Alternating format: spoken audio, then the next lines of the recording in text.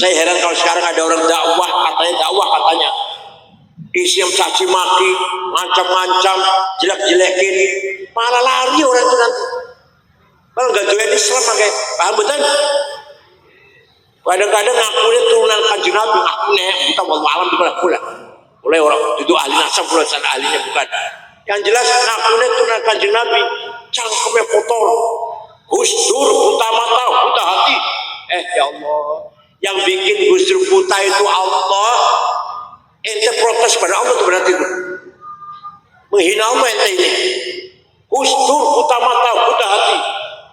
Yang bikin matanya gusdur buta siapa? Buta hati, gak benar sama sekali.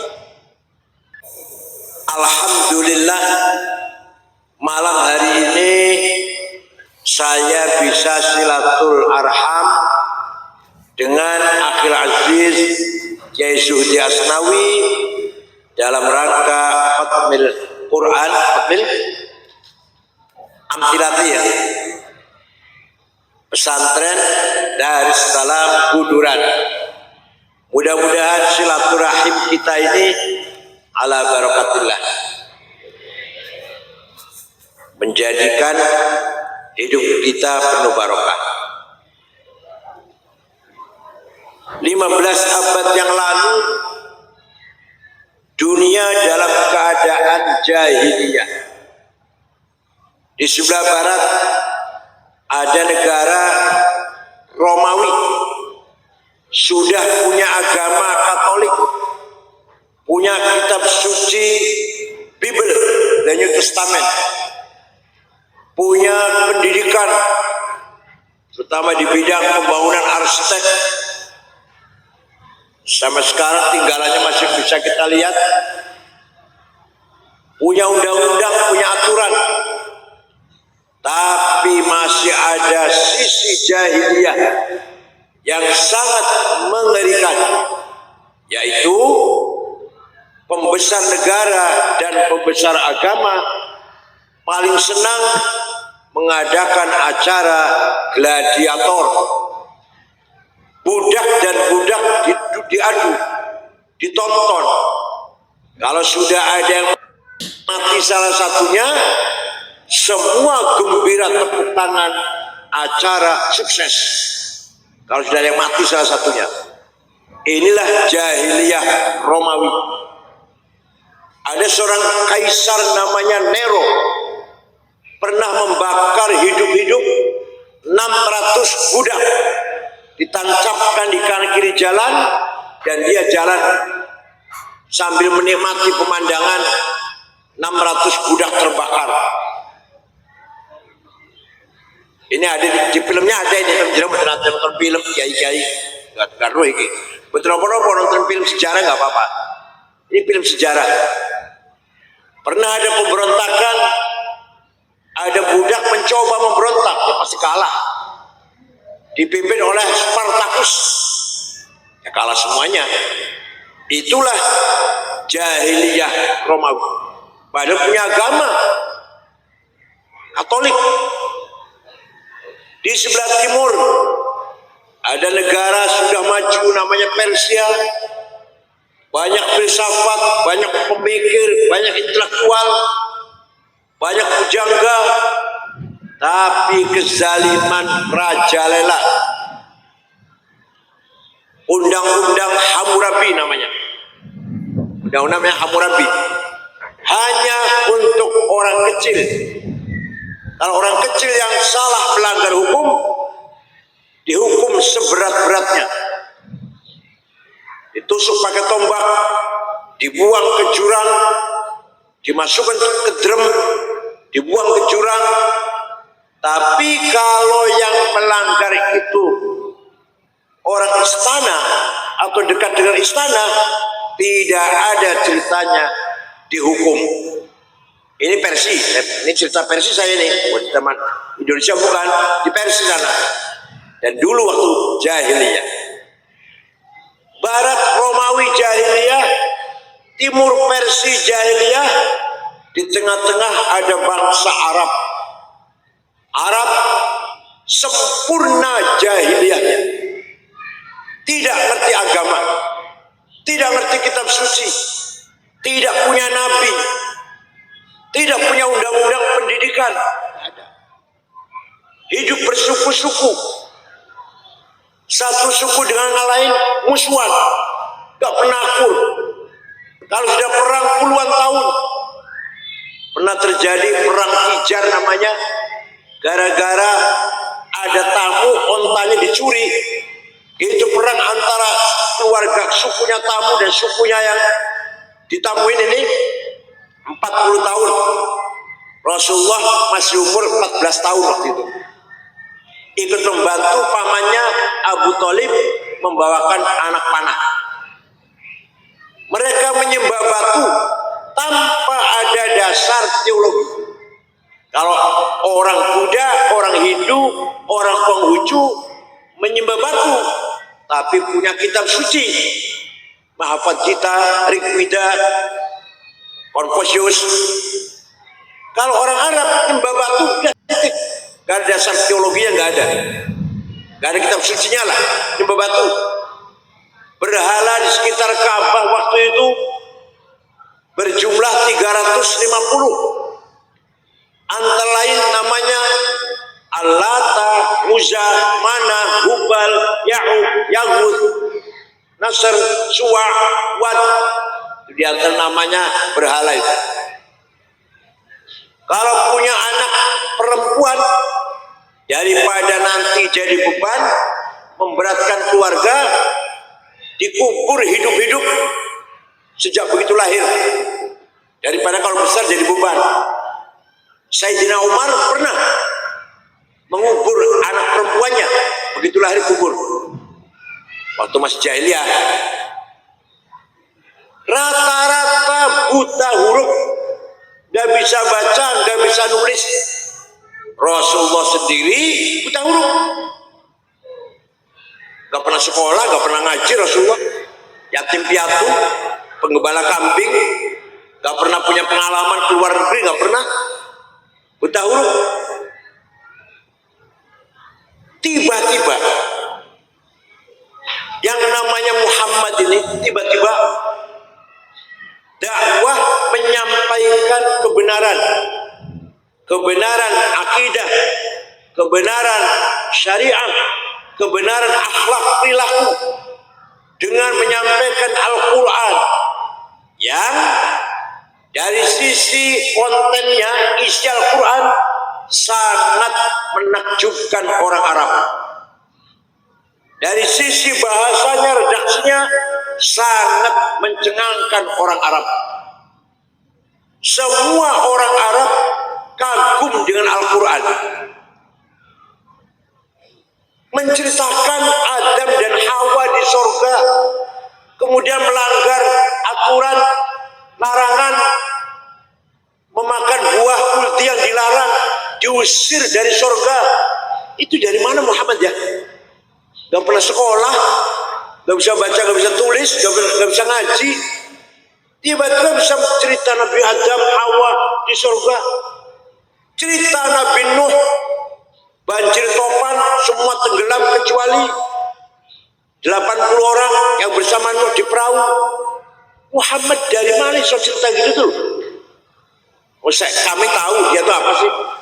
Yatim piatu, gembala kambing, gak pernah punya pengalaman apa-apa. An-Nabiyul Ummi buta huruf. Nabi Muhammad itu gak bisa baca, gak bisa tulis. Cerita Nabi Musa yang punya tongkat hebat, dipukulkan ke batu bisa keluar 12 air, 12 apa? Air mengalir. Dipukulkan ke melawan tukang sihir, mengeluarkan ular jadi ular dan mengalahkan ular-ular tukang sihir itu. Dipukulkan ke Laut Merah jadi jalan tol, Laut Merahnya itu. Kon itu Muhammad cerita lagi. Cerita Nabi Isa Ibnu Maryam, Nabi yang dilahirkan tanpa ayah dari Siti Maryam Al-Batul yang tetap perawan walaupun punya anak Isa. Dan Nabi Isa bisa menyembuhkan segala penyakit, orang lumpuh, orang buta, sembuh oleh Nabi Isa. Yang heran ini Muhammad itu cerita gitu dari mana? Kalau Muhammad bisa baca, mungkin saja baca Bible, baca Taurat, itu kan ya? Gak bisa baca. Nah, tapi menyikapi Al-Quran orang Arab ada yang menerima, ada yang menolak. Yang menolak bukan tidak takjub dengan Quran, tapi isinya Quran itu mencaci maki berhala. Sedangkan saya bisnisnya jual berhala. Ya kalau saya masuk Islam, bangkrut ekonomi saya. Misalkan yang diajarkan Kiai Zuhdi ini bagus, tapi kalau saya ikut pengajiannya Kiai Zuhdi melarang khomer, melarang mabuk-mabukan. Loh saya warungnya jualan khomer kok. Paham betul? Paham betul? Jadi bukan berarti mengatakan yang disampaikan Kiai Zuhdi salah, enggak, benar. Hanya sayangnya Kiai Zuhdi kalau ceramah melarang minum khomer. Loh saya warung saya jualnya khomer. Ya kalau saya ikut Kiai Zuhdi bangkrut ekonomi saya. Ada lagi yang Muhammad itu benar, tapi kalau saya ikut Muhammad gengsi. Saya ini darah biru, Tumenggung Raden Kanjeng Doro. Muhammad itu apa? Kalau saya ikut Kiai Zuhdi, aduh gengsi ya. Saya ini ningrat, turun keraton. Mau saya ikut Kiai Zuhdi yang alah, bocah bingis sorel. Ada yang gitu. Ada lagi yang kalau mendengarkan Quran dari Muhammad ada ancaman neraka. Barang siapa dosa neraka. Waduh, daripada mendengarkan itu saya lebih nggak dengar lah. Lebih nggak dengar saya daripada mendengarkan ceramah. Barang siapa dosa, maksiat, mabok-mabokan, zina, membunuh orang, mencuri, neraka. Aduh, daripada mendengar itu lebih saya nggak ngaji lah. Ada yang itu ada, Seragen ada yang itu. Ada ya? Nggak ada. Orang baik-baik semua Seragen. Ini jahiliyah orang Arab dulu. Kalau yang menerima juga banyak. Antara lain Sayyidina Umar ibn Khattab. Beliau meninggalkan kota Mekah 2 minggu. Pulang dari pepergian, masuk kota Mekah, mendengar adiknya Fatimah bintil Khattab dan suaminya Sa'id bin Amr bin Nufail masuk Islam. Kaget Umar, adik saya masuk Islam, apa-apaan nih? Saya tempelengin. Datang ke rumahnya, mau dipukulin.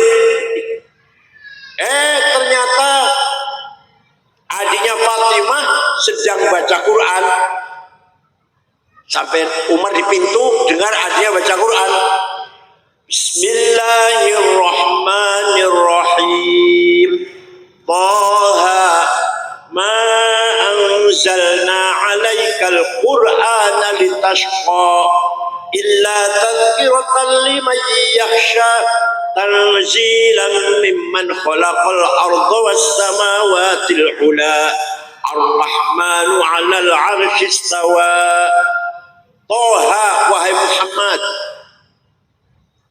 ma anzalna 'alaikal Qur'ana litashqa, tidak sekali-kali aku turunkan Quran kepadamu membuat kamu celaka, tidak. Illa tadhkiratan liman yakhsha, Quran adalah peringatan bagi siapa yang mau diperingatkan. Diturunkan oleh Tuhan yang menciptakan bumi dan langit. Siapa namanya? Ar-Rahman, yang maha kasih sayang, yang menguasai jagat raya dari aras sampai ke ujung alam semesta. Itu Umar mendengarkan adiknya baca Quran, lemes, terduduk di depan pintu, terduduk. Bahasa Jawa apa? Lumpruk. Terduduk. Yang tadi mau nempelengin adiknya malah nggak mungkin, lemes sudah. Ketok pintu, buka pintu, dia baca tulisan surat Toha yang tadi baca adiknya. Selesai baca, apa kata Umar? Aina Muhammad al-an? Di mana sekarang Muhammad? Di sana, di jihad, di rumahnya sahabat Arqam bin Abil Arqam. Umar lari ke sana. Betul, Rasulullah dengan para sahabatnya ada di dalam rumah itu, sedang belajar Al-Quran. Umar ketok pintu, para sahabat ketakutan karena Umar itu terkenal preman, terkenal galak preman. Tapi Rasulullah dengan tenang membuka pintu itu. Umar masuk, langsung memeluk Rasulullah dan menyatakan masuk, membaca 2 syahadah. Setelah masuk Islam, apa kata Umar? Ya Rasulullah, wahai Rasulullah, ya ashabi, wahai rekan-rekan semuanya, mulai besok sholat ngaji Quran di masjid, jangan di sini, jangan sembunyi di sini, di Masjidil Haram. Jangan takut ada saya, jangan takut ada saya. Wahai orang Mekah, barang siapa yang ingin istrinya jadi janda, yang ingin anaknya jadi yatim, lawan saya. Nah, jadi perjuangan Kiai Zuhdi, Pak Sriatman, ayo Pak Sianto, harus ada orang kayak gitu. Jangan takut berjuang itu, ada saya. Ada nggak? Ada belum? Kiai Zuhdi harus ada orang itu. Jangan takut Zuhdi, teruskan membesarkan pesantren Darussalam. Jangan takut, ada saya. Hidupnya belum orang kayak itu. Harus ada, harus ada. Negara juga ada TNI kok. Tujuan TNI kan gitu. Negara, jangan minder, ada saya. Kan gitu, ada kami. Ada TNI yang siap pertahankan negara. Walhasil yang namanya berjuang harus ada yang siap tempur. Paham betul? Bukan berarti radikal, tidak. Radikal bukan. Tapi untuk membela kebenaran, dia siap berkorban demi kebenaran. Nah, itulah cerita sedikit tentang Islamnya Sayyidina Umar. Langkah pertama Rasulullah membangun masyarakat jahiliyah,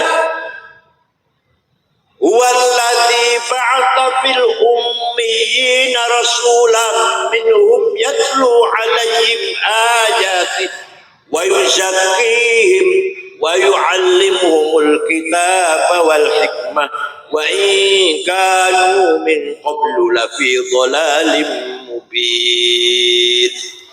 Langkah pertama Rasulullah membangun masyarakat yang primitif, yang biadab, yang buta huruf itu dengan menyampaikan bacaan Al-Quran.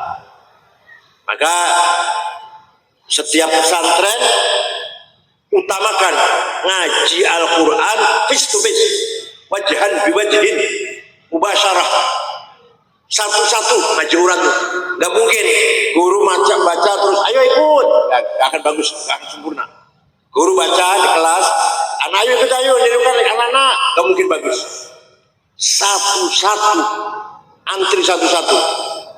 Itu ngaji Quran caranya seperti itu, supaya benar bacanya. Orang Arab, orang Arab tidak mengerti pendidikan atau ilmu pengetahuan yang dipuji-puji oleh orang Arab hanya 3 macam orang. 1, syair, penyanyi. Wah, Muhammad ini nyanyi itu. Quran masih itu, Quran dianggapnya penyanyian. Puisi itu, sajak itu. Karena Muhammad ini terkenal biar dipuji-puji oleh masyarakat, maka dia selalu baca sajak, baca puisi. Quran menjawab, wa ma 'allamnahu syi'r wa ma yanbaghilah. Muhammad, yang dibaca Muhammad bukan syair, bukan puisi, bukan sajak, dan Muhammad tidak pantas belajar bersyair. Jadi orang jahiliyah itu Bu, tidak menghormati siapa-siapa kecuali penyanyi, penyair. Jadi kalau orang Sragen masih sangat ngefans dengan Inul, dengan penyanyi, berarti masih enggak jawab.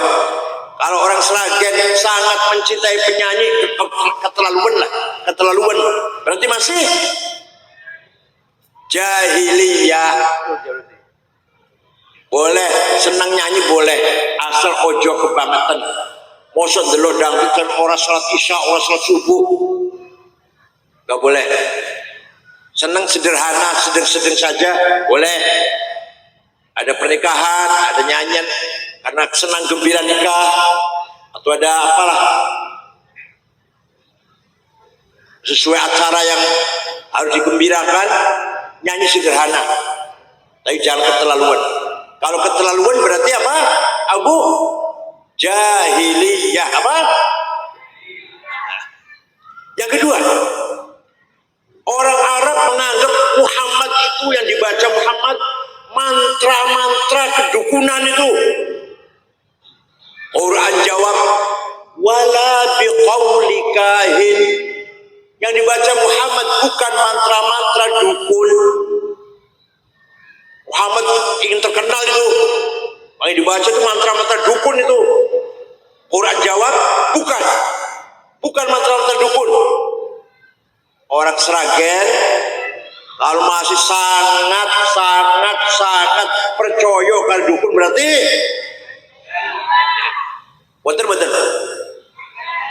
betul nopo kalau soal sekali-kali minta doa nggak apa-apa itu kok sangat. Orang boleh duit hanya mengandalkan jampi dari dukun, salah itu. Gak sekolah pinter dewe, gak cari uang nanti kaya sendiri. Soal itu aku duit jampi gitu. Salah itu. Yang ketiga, orang Arab menuduh Muhammad yang dibaca Muhammad itu santet, sihir. Quran menjawab wa ma yang mereka menuduh wa yaquluna in hadza illa sihrun mubin. Dibaca Muhammad itu jelas sihir ini. Quran itu dia kata sihir. Quran menjawab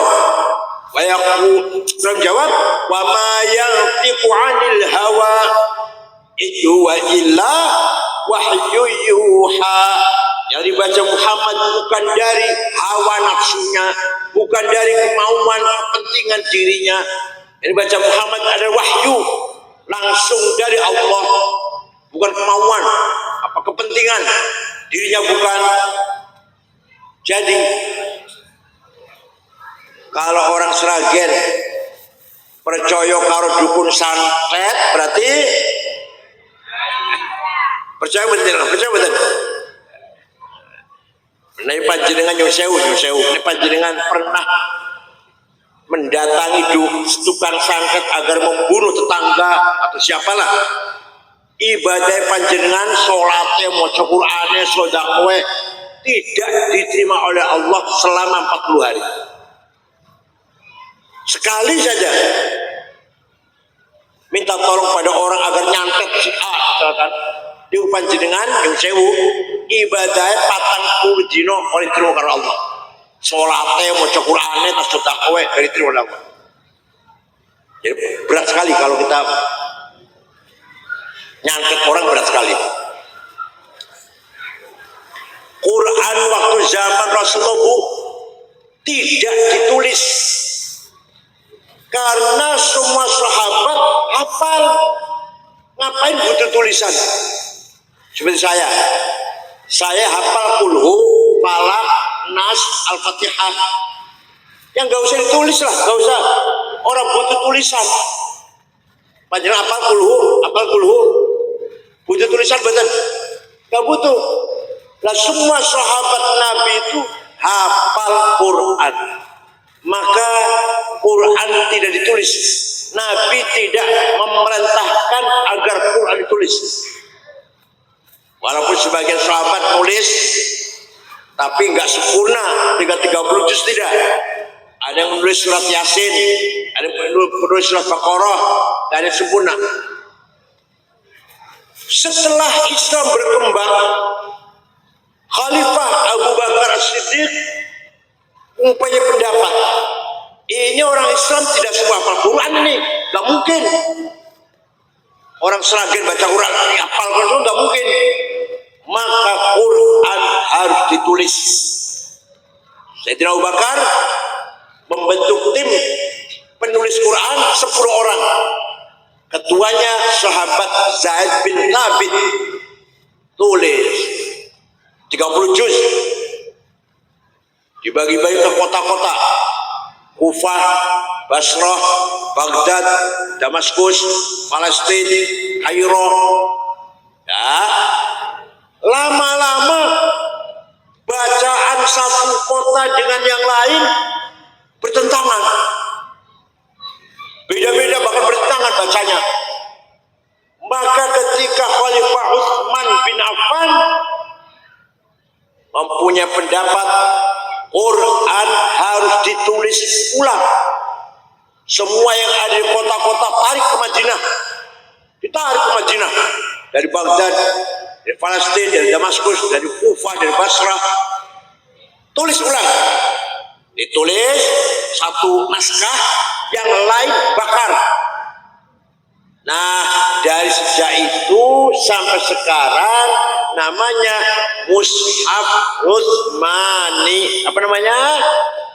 Jangan tinggal di Quran tulisannya Mushaf Utsmani pasti. Gimana? Jangan dikira Mushaf tulisannya Pak Utsman udah terbahas tahun-tahun, enggak, itu bukan. Utsman siapa? Utsman siapa? Utsman siapa? Khalifah Utsman bin Affan. Bukan Mang Utsman yang jualan mendoan, bukan. Nah, akan tetapi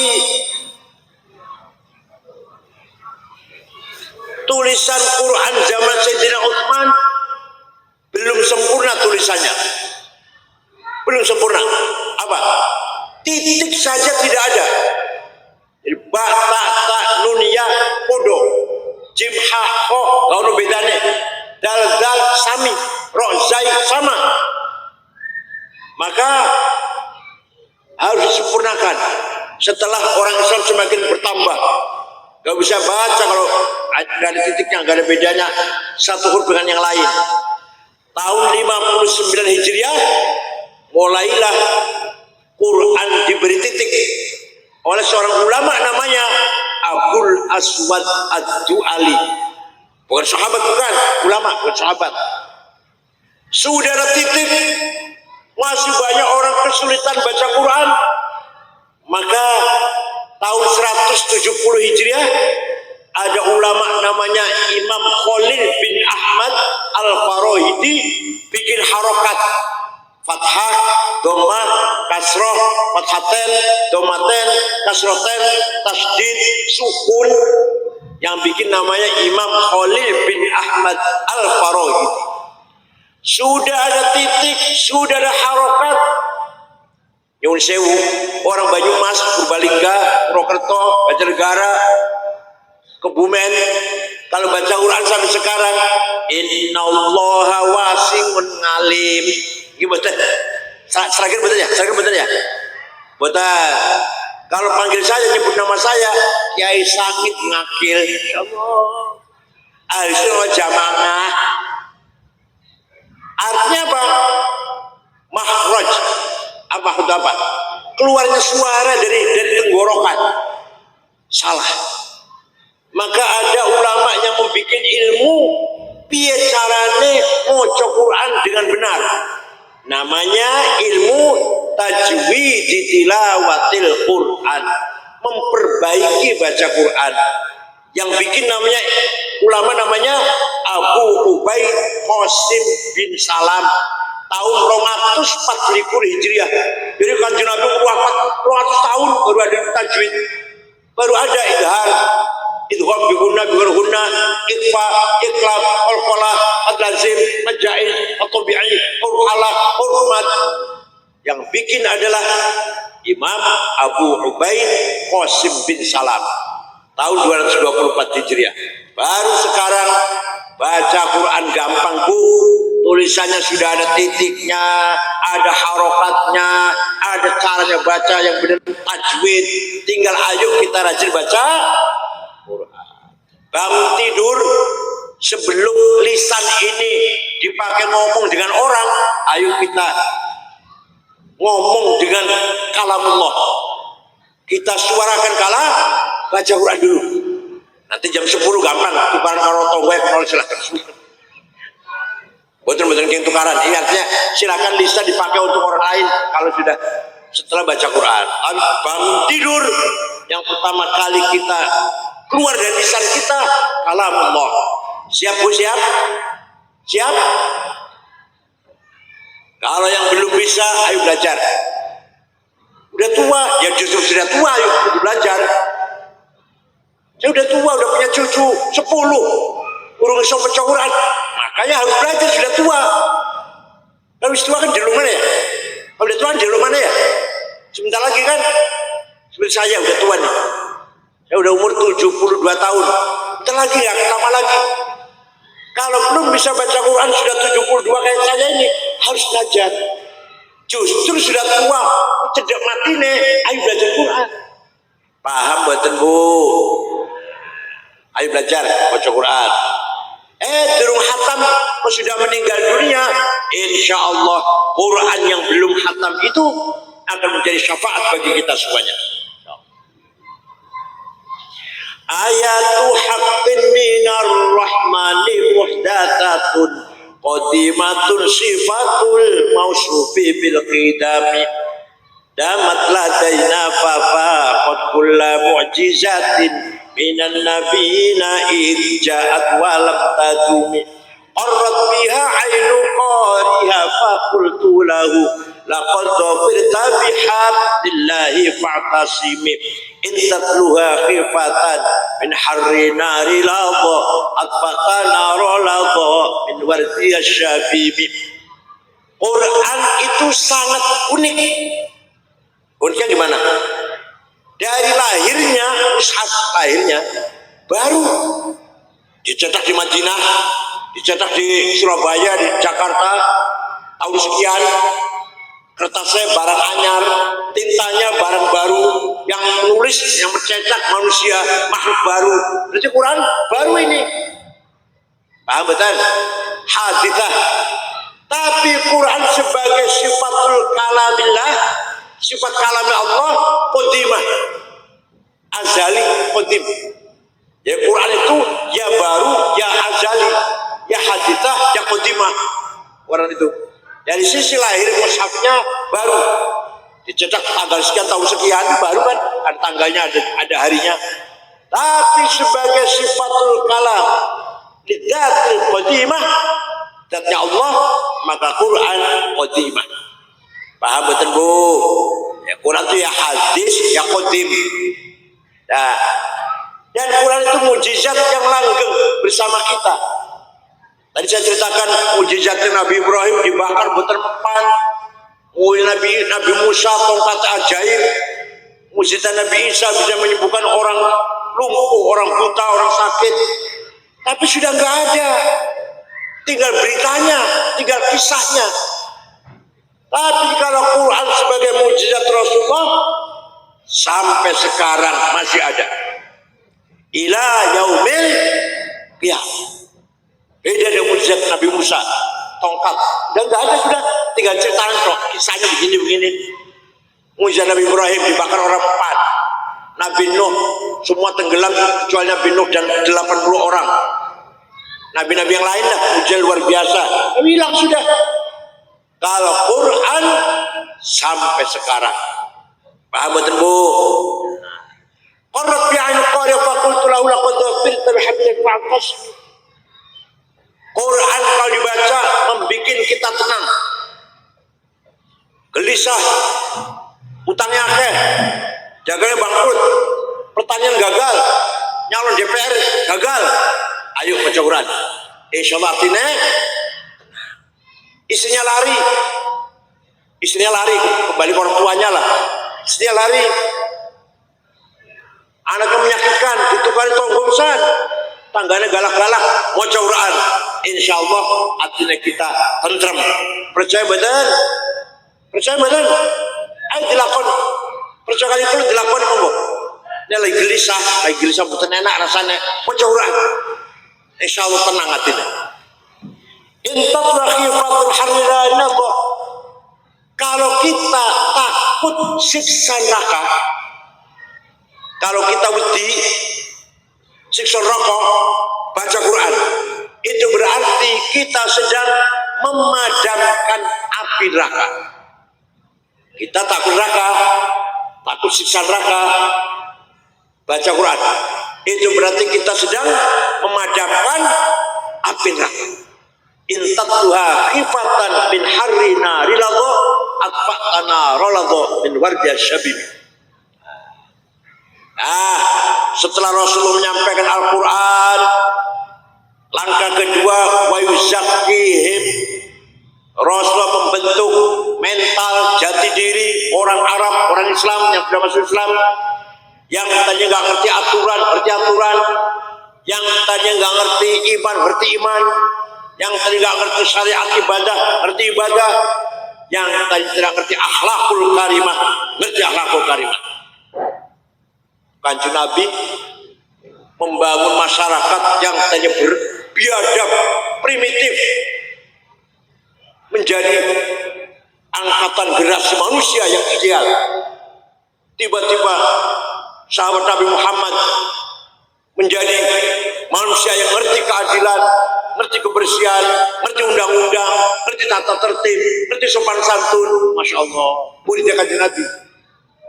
Begitu pula panjenengan Bu, negara anak pengen ngerti tentang adab, akhlak, agama, akidah syariah, ayo pesantrenkan ke pesantren Darus.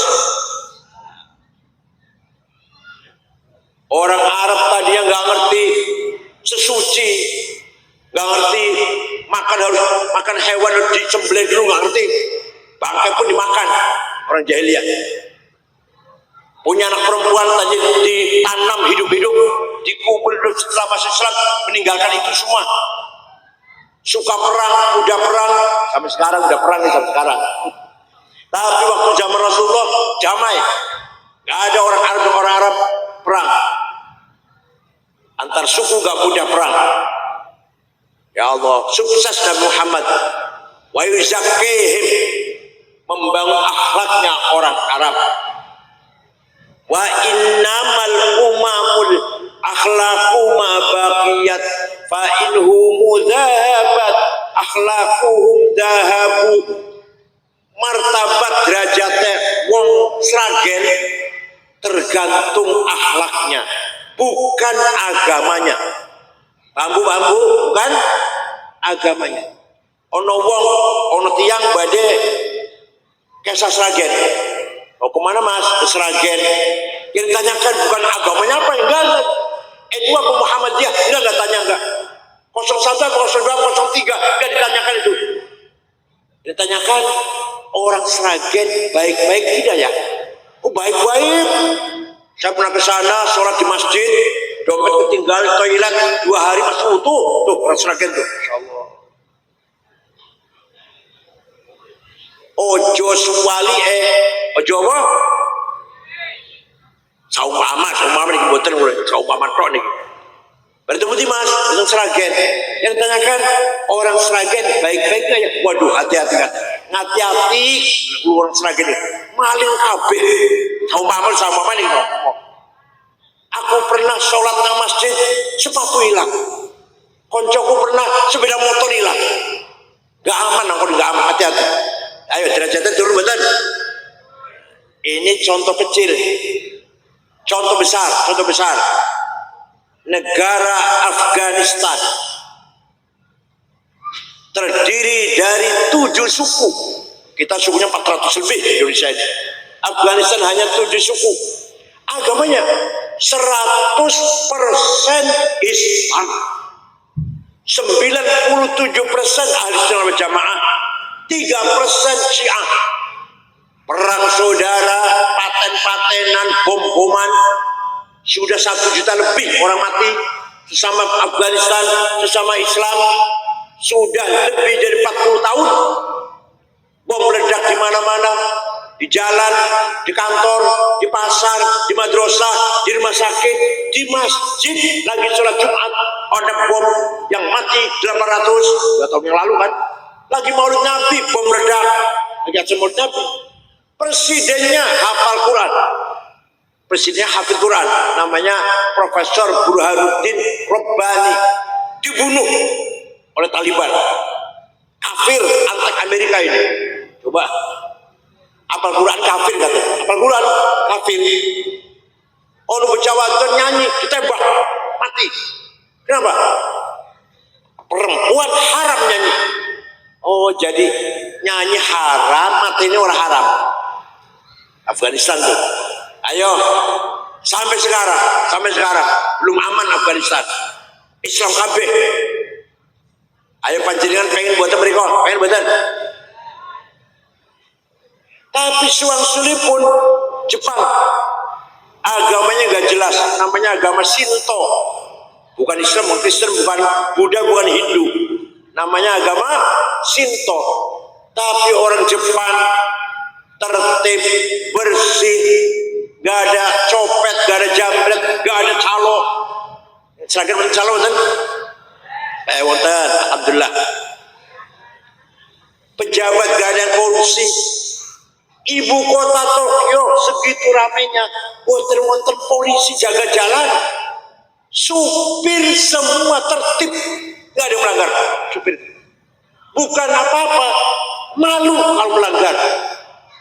Pejabat tidak korupsi, bukan takut neraka, gak ngerti neraka orang Jepang, maupun neraka itu. Malu kalau ketahuan. Saya malu, istri malu, anak cucu malu, saudara semuanya malu kalau saya ketangkep korupsi. Turun Jepang. Waktu kesebelasan sepak bola Jepang main di Qatar, di negara Qatar, ratusan anak Jepang nonton, pemuda Jepang nonton, supporter. Bubar dari main, bekas duduknya penonton Jepang bersih, tidak ada satu helai yang sampah pun, orang plastik, orang puntung rokok. Turun Jepang itu.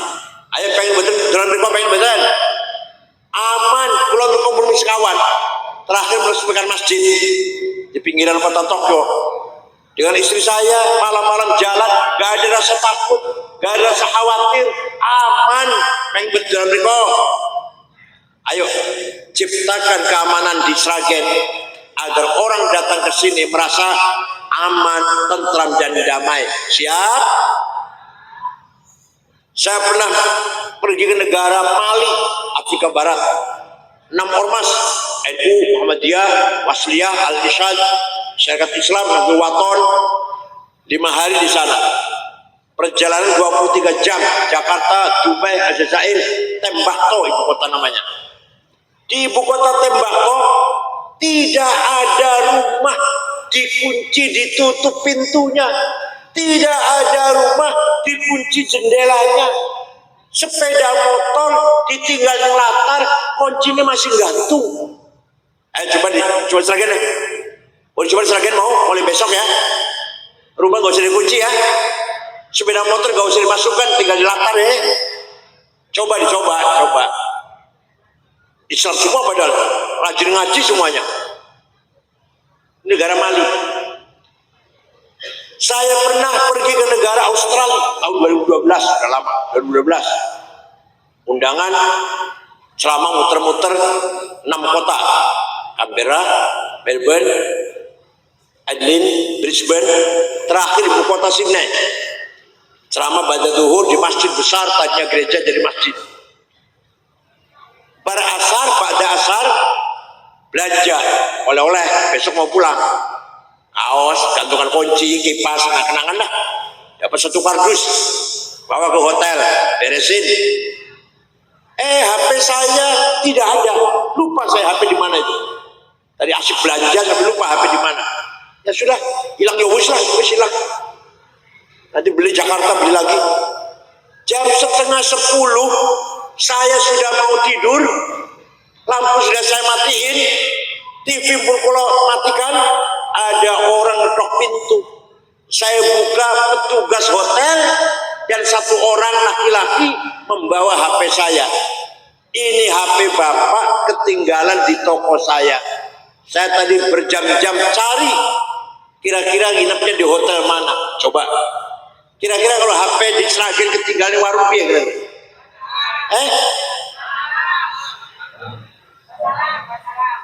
Ini namanya akhlak. Apa namanya? Akidahnya benar, Islam tauhid, nabinya benar, Nabi Muhammad, kitab sucinya benar, Al-Quran, ibadahnya benar, sholat, puasa dan seterusnya, baca Quran. Tapi akhlaknya di Cirebon, orang Cirebon lah, orang Cirebon masih sangat jauh dari yang ajaran Islam diajar oleh agama Islam. Bahkan belakangan ini ada teroris yang mengatasnamakan Cirebon gak ketinggalan. Saya hitung dari Lamongan dulu ya. Amrozi, Ali Hukron, Ali Imron, Mukhlas, Pasuruan, Salim Mubarak At-Tamimi, Batang, Dulmatim, Pemalang, Umar Fateh, namanya Hisham Bawazir namanya. Lagi Tegal, Ahmad Ali, Cirebon, Saifuddin, Kuningan, Sarifuddin, Indramayu, Muazzam, Banten, Imam Samudra, Lampung, Baraja. Alhamdulillah Cirebon gak ketinggalan, ada itu. Cianjur, Hambali, ini masih ada, Hambali masih hidup di penjara Amerika internasional tuh. Ya Allah, dengan mengatasnamakan Islam, akidahnya benar, ibadahnya benar, tapi cara berpikir, akhlaknya morat-marit.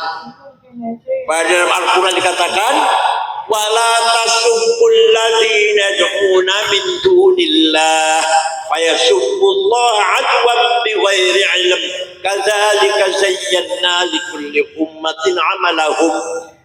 Jangan sekali-kali kamu orang Islam mencaci maki non muslim. Jangan caci maki orang yang tidak menyembah Allah. Jangan. Wala tasubbul ladzina yad'una min dunillah. Saya ciptakan, kata Allah, saya ciptakan setiap umat mempunyai kebanggaan masing-masing. Kadzalika ja'alna likulli ummatin amalahum. Kadzalika zayyana likulli ummatin amalahum. Agamanya mereka bangga, kita juga bangga. Bahasanya mereka bangga dengan bahasanya, kita juga bangga. Budayanya, seninya, lagu-lagunya, cara model rasa masaknya, model pakaiannya, kita punya kebanggaan, mereka juga punya kebanggaan. Tidak boleh saling mencaci maki. Orang Jawa tidak boleh mencaci maki orang Sunda, orang Sunda mencaci maki orang Madura, tidak boleh mencaci maki orang Melayu, Batak, Dayak, Ambon, Bugis, turunan Arab, turunan Cina, nggak boleh. Wala udwana illa 'alal zalimin, kata Rasulullah. Setiap khutbah pasti pesan begitu. Setiap khutbah Jumat. Tidak boleh ada permusuhan kecuali kepada yang melanggar hukum, yang zalim. Selama tidak melanggar hukum, tidak boleh permusuhan karena beda agama. Oh, ini Kristen, ini musuh saya, nggak boleh. Atau beda suku, ini Cina, ini musuh kita, ini nggak boleh. Wah, ini 03, ini 01 ini musuh saya, ini nggak boleh. Beda partai, beda madhab, beda aliran, beda ormas, kecuali kalau orang itu melanggar hukum. Korupsi, bos narkoba, bos judi, pembunuh, perampok, pelaku kriminal, itu mari kita jadikan musuh bersama. Apalagi bos pijat, betul? Seragam betul, bos pijat, betul? Betul nonton ya? Alhamdulillah, Cirebon kanan, Cirebon kalah seragam. Pantai pijat, rumah pijat, griyo pijat, oh kanan Cirebon. Seragam betul nonton, seragam betul nonton. Betul nonton? Ketinggalan. Cirebon orang ketinggalan. Ya Allah. Apalagi di puncak Bogor, Cianjur itu. Waduh. Ramai sekali. Walhasil tidak boleh ada permusuhan karena beda agama, beda suku, beda budaya, beda tradisi.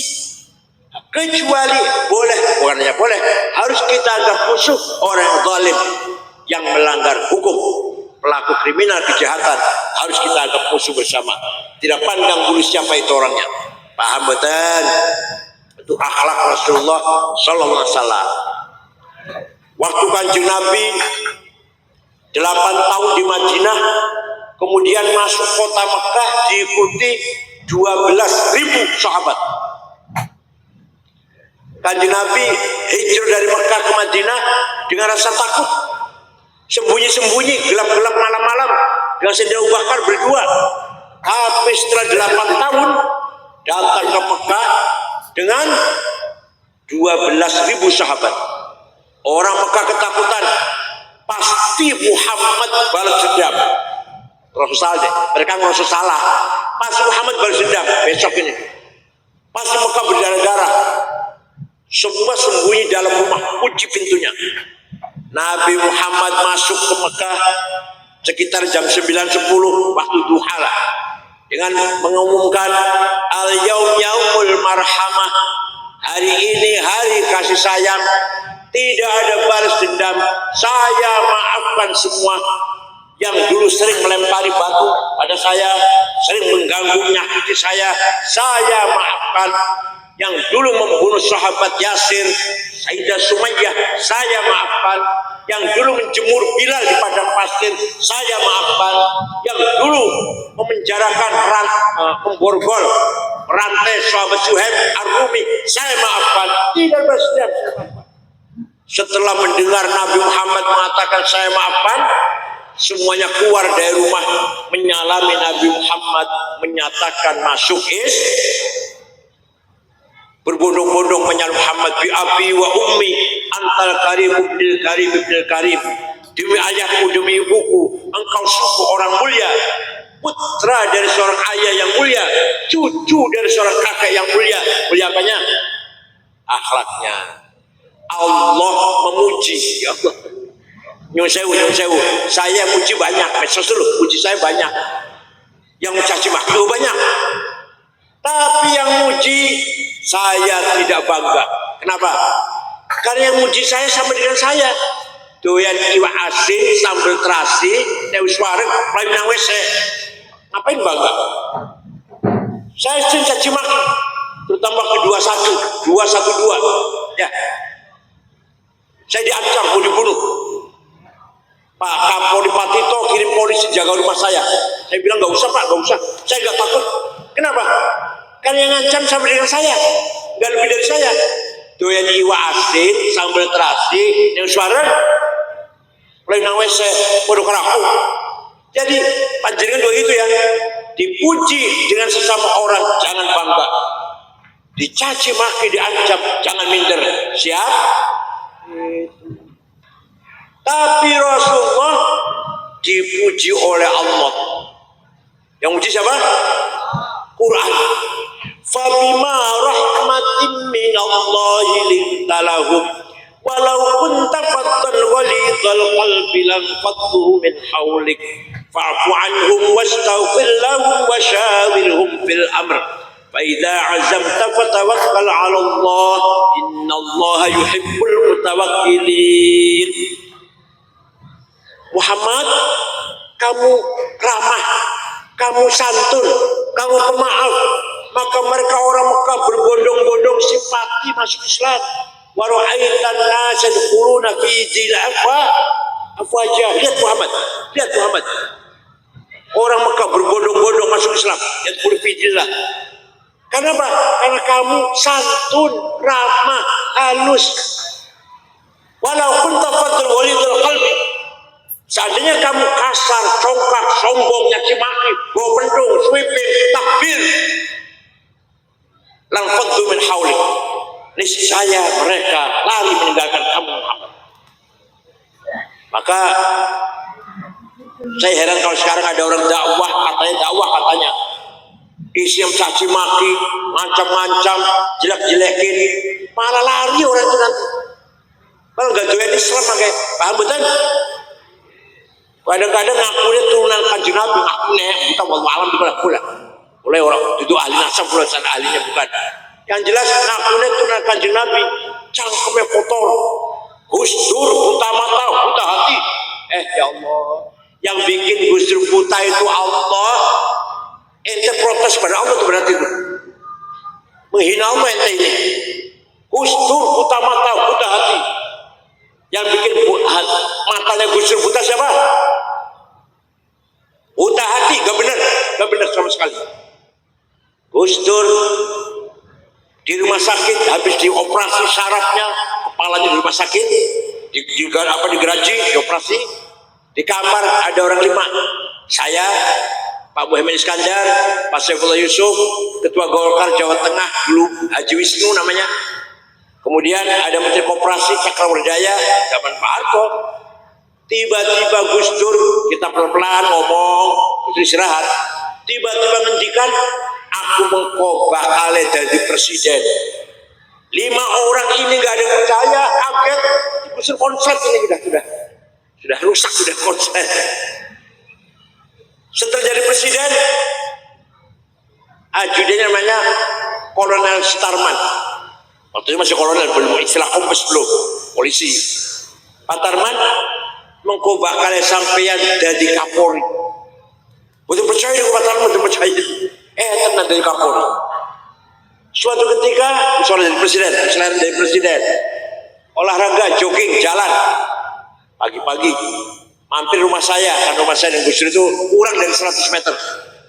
Mampir, minta air putih. Saya kasih air putih, minta roti tawar. AC saya buka, tidur nyenyak, ngorok di kursi itu. Tiba-tiba setelah 15 menit, 20 menit, bangun. Kang Said, mungkin sampai umur 56, jadi ketua umum PBNU. Kita orang buta hati itu, orang buta hati itu. Pernah seminar di Gedung Pustaka Nasional. Temanya seminar mengenang Jenderal Simatupang. Orang Katolik, Simatupang itu. Narasumbernya 4 orang, 2 Muslim, 2 Katolik. Yang Katolik Romo Muji Sutrisno dan Yakub Utama yang punya Kompas, orang Kompas, almarhum juga. Yang Muslim Gus Dur dan Jenderal Rudini. Seminar. Saya nganter beliau. Gak mau naik di atas, duduk di bawah dulu. Yang 3 udah di atas. Beliau di bawah. Tidur, ngorok, kemeringet malah. Orang semua tahu, Gus Dur tidur, orang semua tahu.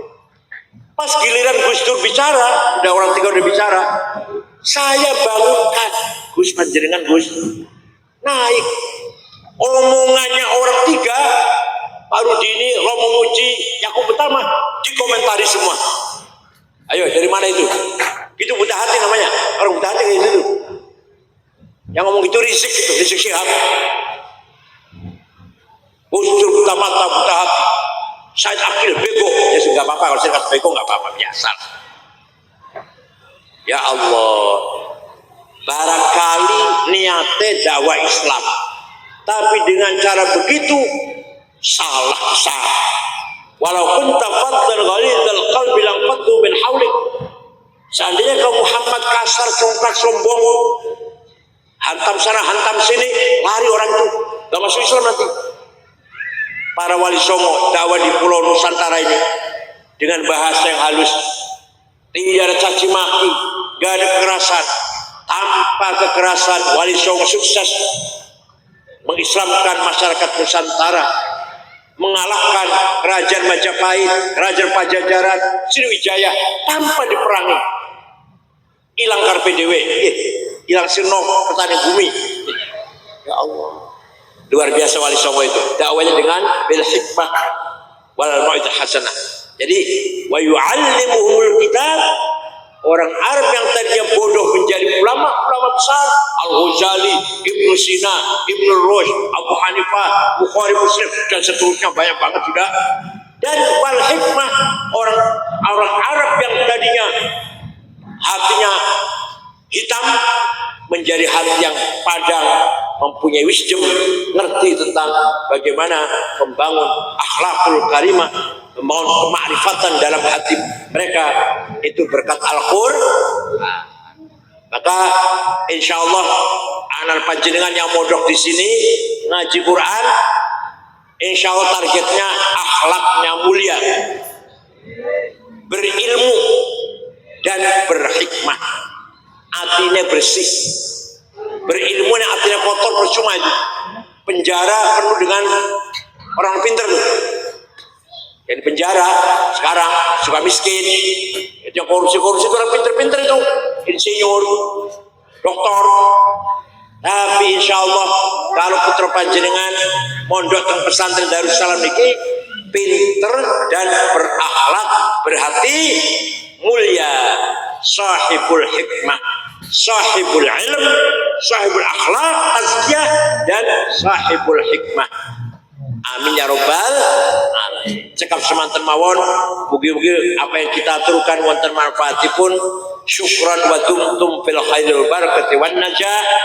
Mudah-mudahan Sragen umumnya ala barakatillah. Razakallah ahla Sragen bil hayatil mutmainnah war rafahiyah wassalam. Masyarakat Sragen tenang, tentrem, damai, hidup dengan sejahtera, kuat persaudaraannya. Mudah-mudahan kita semua ala barakatillah fid dunya wal akhirah. Sugi barokah, melarat barokah. Yo melarat, sugi barokah, pinter barokah, menang jadi bupati jadi apa lah barokah.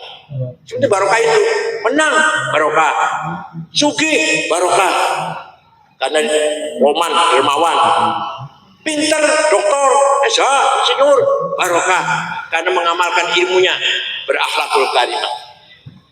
Mudah-mudahan kita semua dikumpulkan oleh Allah dengan ruhul kulli, ruh universal, ruhnya para nabi, para mursalin dan para sholihin, anbiya was sholihin. Nanti di akhirat mereka menjadi ruhul kulli, ruh universal. Kita yang parsial ini, yang juz'i ini bisa bergabung dengan ruh universal.